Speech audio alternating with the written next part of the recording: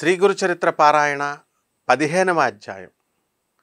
మాకు చిన్నతనం నుంచి కూడా మాకు ఆధ్యాత్మిక గురువు, ఆధ్యాత్మిక జ్ఞానాన్ని ప్రసాదించి జ్ఞాన భిక్షను పెట్టినటువంటి మా గురుదేవులైనటువంటి దత్తావతారులైనటువంటి పరమపూజ్య శ్రీ శ్రీ శ్రీ సుందర చైతన్యానంద స్వాముల వారి పాదపద్మాలకు నమస్కారం చేస్తూ ఈ అధ్యాయం చెప్పుకుందాం.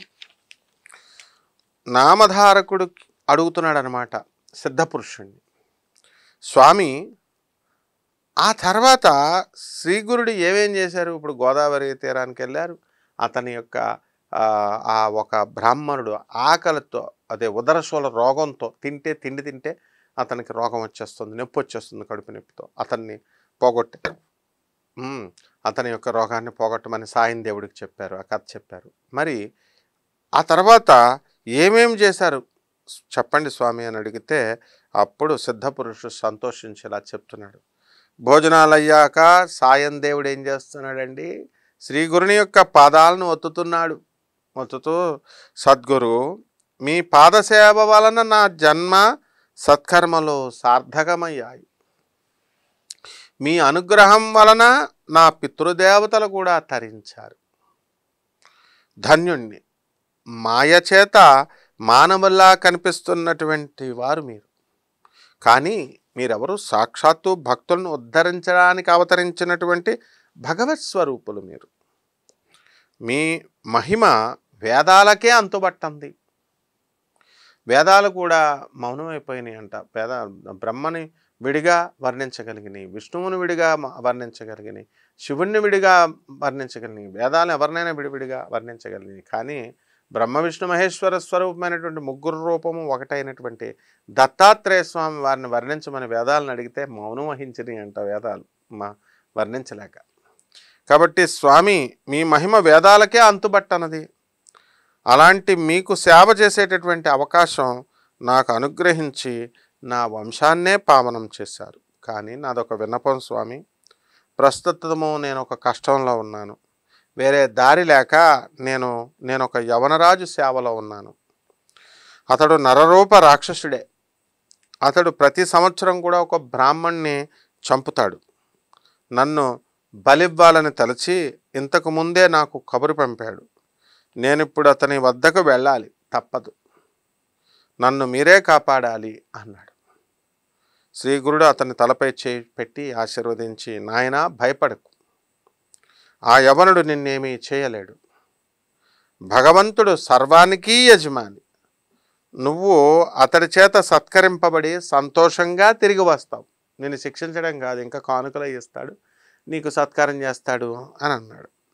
నువ్వు వచ్చేదాకా మేము ఇక్కడే ఉంటాం. దీర్ఘాయుష్మాన్ భవ అని పంపారు. అప్పుడు సాయం దేవుడు ఏం చేశాడు? శ్రీగురుని మాటలు విని సంతోషంతో యవనరాజు వద్దకు వెళ్ళాడు. తాను కబురంపగానే రాకుండా ఆలస్యం చేసినందుకు కోపంతో రాజు ఏం చేశాడు? అతను చూస్తూనే లోపలికి వెళ్ళిపోయాడు. సాయం దేవుడు ఏం చేశాడు? భయంతో శ్రీగురుని ధ్యానించాడు. అంతఃపురంలోకి వెళ్ళినటువంటి ఆ యవన రాజుకి అంతలోనే నిష్కారణంగా అనుకోకుండా భయం వచ్చేసింది. చనిపోతున్నంత బాధ కలిగింది. స్పృహ తప్పి పడిపోయాడనమాట. అప్పుడు అతనికి ఒక స్వప్నం వచ్చింది. ఒక బ్రాహ్మణుడు అతన్ని ముక్కలుగా కోస్తున్నట్టు కనిపించి విపరీతమైనటువంటి బాధ కలిగింది.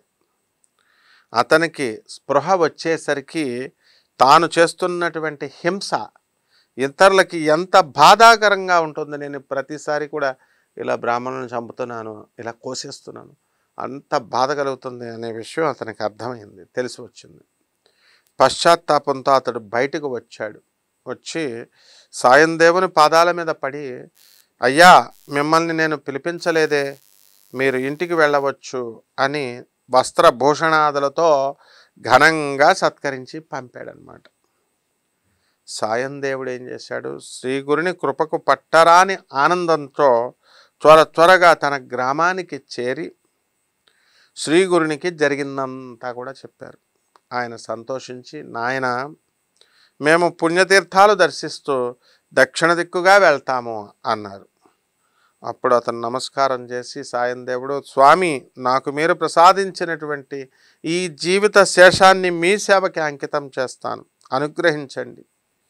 మీ పాద సన్నిధి విడిచి బ్రతకలేను, నన్ను విడిచిపెట్టి వెళ్ళవద్దు, నేను కూడా మీ వెంట వస్తాను అని వేడుకున్నాడు. ఇప్పుడు శ్రీ గురుడు ఏం చెప్పాడు, నాయన నా ఆత్మసమర్పణం చేసుకున్నావు నువ్వు, నాకు నీ కోరిక నెరవేరుతుంది. మేము ఒక పని మీద వెళుతున్నాం, 16 సంవత్సరాలకి మళ్ళీ మేము వచ్చి ఈ గ్రామానికి దగ్గరలో నివసిస్తాం. నువ్వు అప్పుడు సకుటుంబంగా వచ్చి నన్ను దర్శనం చేసుకోవచ్చు అన్నారు. అంతవరకు ఇక్కడే సుఖంగా ఉండు అని ఆశీర్వదించి శిష్యులతో కలిసి పాదచారి అయి నడుచుకుంటూ అనేక పుణ్యక్షేత్రాలు దర్శిస్తూ వైద్యనాథం చేరారు. అక్కడ ఆయన కొంతకాలం గుప్తంగా ఉన్నారనమాట, నివసించారని చెప్పి విని నామధారకుడు ఏమంటాడు, స్వామి అప్పుడు శ్రీ గురునికితో అనేక మంది శిష్యులు ఉన్నారన్నారు కదా, వాళ్ళు ఎక్కడున్నారు, శ్రీ గురుడు అక్కడ గుప్తంగా ఉండి ఏమి చేశారు అని అడిగారు. ఇంతకు ముందు జరిగినటువంటివన్నీ కూడా మిస్ అయిపోయాం అనుకునేటటువంటి వాళ్ళు ప్లేలిస్ట్లోకి వెళ్ళి ఆంధ్రప్రభ ఛానల్స్లో మన గురుచరిత్ర పారాయణ చూసుకుంటే మిగతావన్నీ కూడా అన్ని చాప్టర్స్ చూడొచ్చు. అలాగే రోజుకొక వీడియో చొప్పున వస్తుంది, రోజుకొక అధ్యాయం చూడండి.